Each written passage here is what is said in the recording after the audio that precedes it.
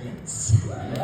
My name is Lain Kaplan. I'm a 48-year-old non-binary trans woman. A lot of people say non-binary trans woman. How's that work?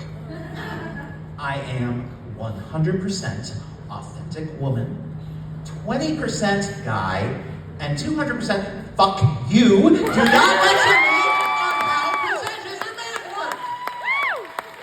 Besides, you're just gonna embarrass me. I'm horrible with them. So, this story is from April 1st of this year, Trans Day of Visibility. For those of you who don't know TDOV, it is the day of the year where we trans people are as loud and as obnoxious as possible because sometimes we want to blend in because life is rough for us, especially right now. But a friend of mine said, hey Lain, we're going to New York to rally for people in the, not New York, Harrisburg, the state capital.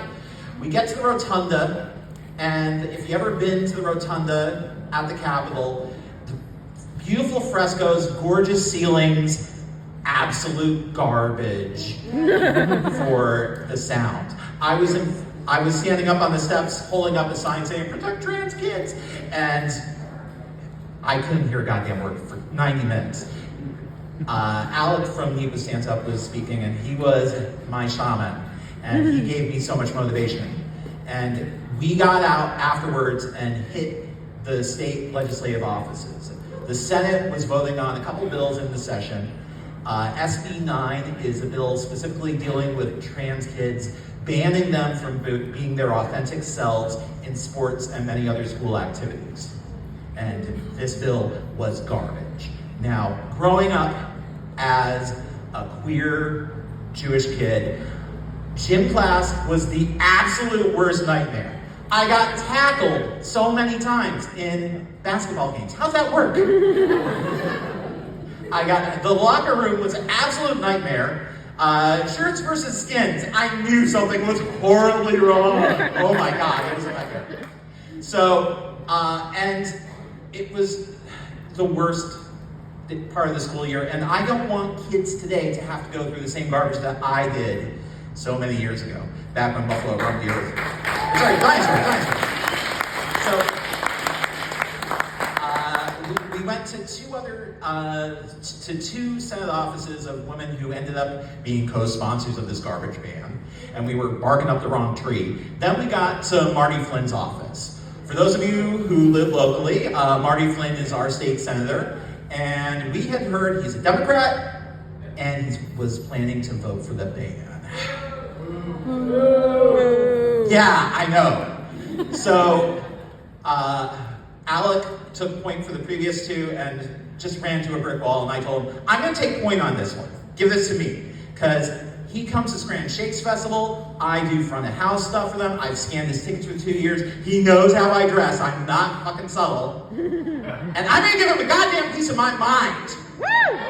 And he's on the floor. I know I'm not actually going to speak to him in person. So I go in the door and I meet with Noelle, a woman about my age, and I go through my litany of pain and horror, and I am pissy and angry, and I am snapping at her and saying, if he doesn't vote the right way on this and say no, I don't want to see him at the I don't want to see him at the Shakes Festival this year.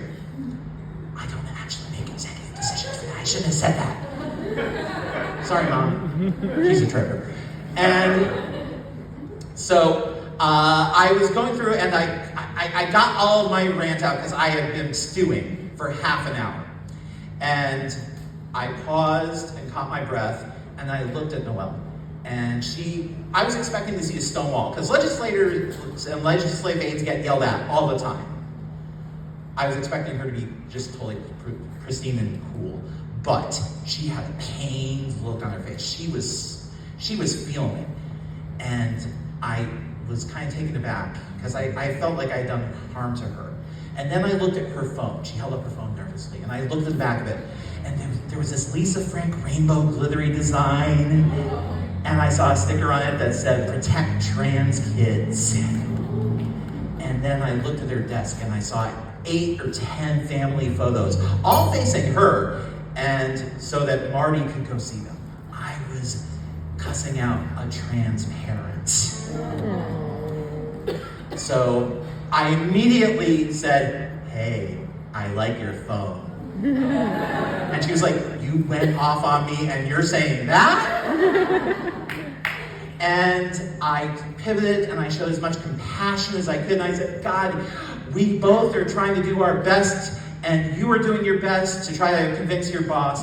I see you." I felt such disgust and horror of myself because I realized I was not just pissed off constituent with her. I was pissed off constituent guy. And that was really hard, and I was able to pivot, and we had a good, safe situation, a good, safe conversation where we express our concern and care for each other. Because part of freedom, none of us are free until all of us are free. But also, we have to focus on freedom to take care of each other. And that's super important.